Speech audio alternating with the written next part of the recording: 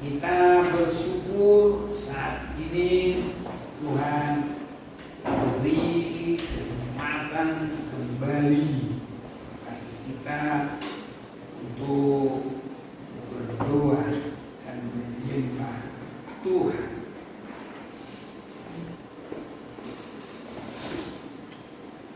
Di dalam kita menyembah Tuhan, kita ada menghadap hadirat Tuhan. Dan di dalam kita menyembah itu harus diawali dengan ketaatan kepada Tuhan. Saudara-saudaraku, kita akan baca dulu di dalam Ibrani pasal 5 ayat 8. Dan sekalipun ia adalah anak, ia telah belajar menjadi taat dari apa yang telah dideritanya, dan sesudah ia mencapai kesempurnaannya yang menjadi pokok keselamatan yang abadi bagi semua orang yang taat kepadanya. Jadi Yesus dalam menjadi pokok keselamatan yang abadi itu dia mempersembahkan hidupnya, mempersembahkan tubuhnya. Sama dengan kita malam ini, tidak hanya minta dalam arti berdoa, tapi harus sampai menyembah. Menyembah ada dengan cara manusia, ada dengan cara ukuran manusia, tapi kita menyembah Tuhan harus memandang kepada Yesus yang mempersembahkan seluruh kehidupannya di dalam hal apa saja pun, sehingga dia mempersembahkan kehidupannya itu untuk menjadi pokok keselamatan yang abadi bagi semua orang yang taat kepadanya. Jadi diawali dengan ketaatan. Yesus mempersembahkan hidupnya di kayu salib itu dari ketaatan kepada ketaatan. Itu sebabnya kalaupun ada di dalam perhimpunan kekristenan, perhimpunan umat Tuhan, bila tidak ada ketaatan, maka bukannya diberkati. Kalau kita baca Ibrani pasal 3 ayat 18, dan siapakah yang telah ia sumpahi? Kalau disumpahi, saudaraku, bahwa mereka takkan masuk ke tempat perhentiannya, bukankah mereka yang tidak taat? Ini saudara-saudaraku, berdosa dan tidak taat. Biar Tuhan semakin tolong kita untuk semakin terhindar dari kekurangan, dari dosa, dan untuk bisa semakin menjadi taat kepada Tuhan. Untuk kita boleh sampai kepada tujuan, dan supaya kita juga bisa menyembah Tuhan dengan benar. Yesus mempersembahkan tubuhnya dimulai dari ketaatannya. Kalau Yesus mempersembahkan hidupnya tidak berdosa, dia tidak ada dosa, tapi untuk menanggung dosa menjadi pokok keselamatan, menjadi juru selamat. Tapi kalau kita menyembah Tuhan diawali dengan ketaatan untuk mendapat kesucian yang sungguh. Sebabnya di dalam Roma pasal 12 kita boleh baca ini, Roma pasal yang ke-12 ayat 1. Karena itu saudara-saudara, demi kemurahan Allah aku menasihatkan kamu supaya kamu mempersembahkan tubuhmu sebagai persembahan yang hidup. Nah, ini mempersembahkan tubuh sebagai persembahan yang hidup, yang kudus, itu mengalami penyucian darah Yesus, dan semakin juga menyesuaikan kehidupan kepada firman. Itu pengudusan yang kedua. Yang pertama oleh darah Yesus, dan yang kedua oleh firman Allah. Baru itu adalah ibadah yang sejati. Kalau kita nanti di surga, ibadah yang sejati adalah menyembah Tuhan. Tidak ada yang lain. Tidak ada permohonan, karena kita tidak butuh apa-apa. Semua sudah, suasana surga sudah begitu diatur oleh Allah sendiri, sangat indah. Itu sebabnya saudara-saudaraku, biar Tuhan tolong kita, dan sebagai persiapan kita menjelang kedatangan Tuhan, kita berjuang tidak serupa lagi dengan dunia ini. Biar Tuhan tolong kita. Kita semakin mengalami diubahkan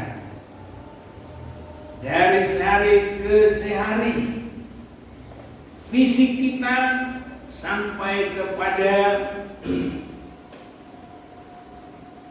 ya pembaharuan dalam batin kita. Biar Tuhan tolong kita, saudara-saudaraku, supaya kita mengarah siap bagi hari kedatangan Tuhan, menjadi penyembah yang benar.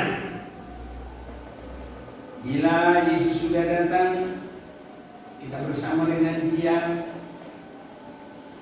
kita boleh mengikuti suasana dalam kerajaan 1000 tahun, dan sesudah itu kita akan menjadi penyembah yang kekal. Itu sebabnya kita harus semakin belajar taat. Karena kalau kita tidak taat, saudara-saudaraku, ya itu nanti pasti akan dibuat. Tadi kita sudah baca itu pasal 3 ayat yang ke-18. Sekarang kita akan perhatikan lagi pasal yang keempat, ayat 6. Jadi sudah jelas bahwa ada sejumlah orang akan masuk ke tempat perhentian itu, sedangkan mereka yang kepadanya lebih dahulu diberitakan kabar kesukaan itu tidak masuk karena ketidaktaatan mereka. Jadi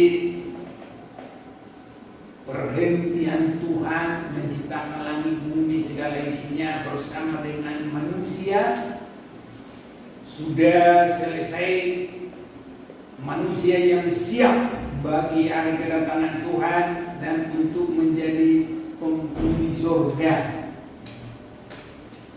Itu datangnya dari ketaatan kepada ketaatan.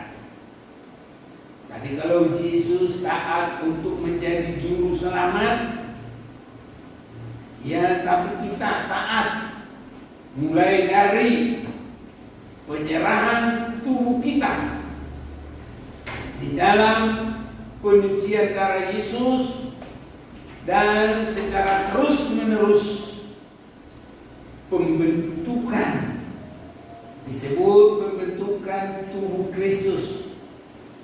Itu gereja yang mengalami penyucian, yang semakin digembalakan sampai masuk dalam kedewasaan rohani, sampai tidak tercacat celah. Untuk itulah kita berdoa mohon kekuatan Tuhan bagi diri kita, bagi jemaat Tuhan, bagi banyak orang, sesuai dengan apa iman dan perbuatan kita itu menentukan posisi kita dalam kerajaannya Yesus, khususnya dalam kerajaan 1000 tahun, dan untuk selanjutnya dalam hidup yang kekal selama-lamanya. Dalam kesempatan yang baik ini kita akan memandang Yesus. Yesus sendiri untuk menjadi juru selamat, dia taat.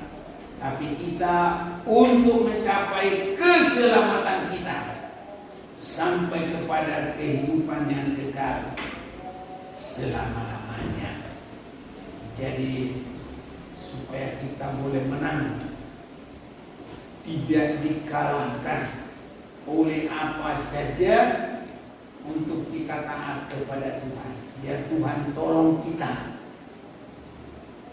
Adam tidak taat karena keinginan duniawinya dengan Hawa. Jadi saudara-saudaraku, kita juga harus memandang itu pelajaran kita. Yesus menang.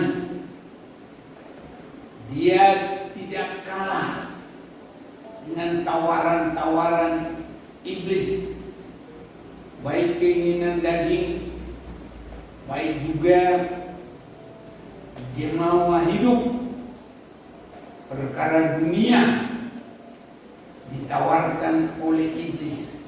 Kalau kamu mau menyembah saya berikan segala perkara dunia ini. Jadi ada 3 hal: makanan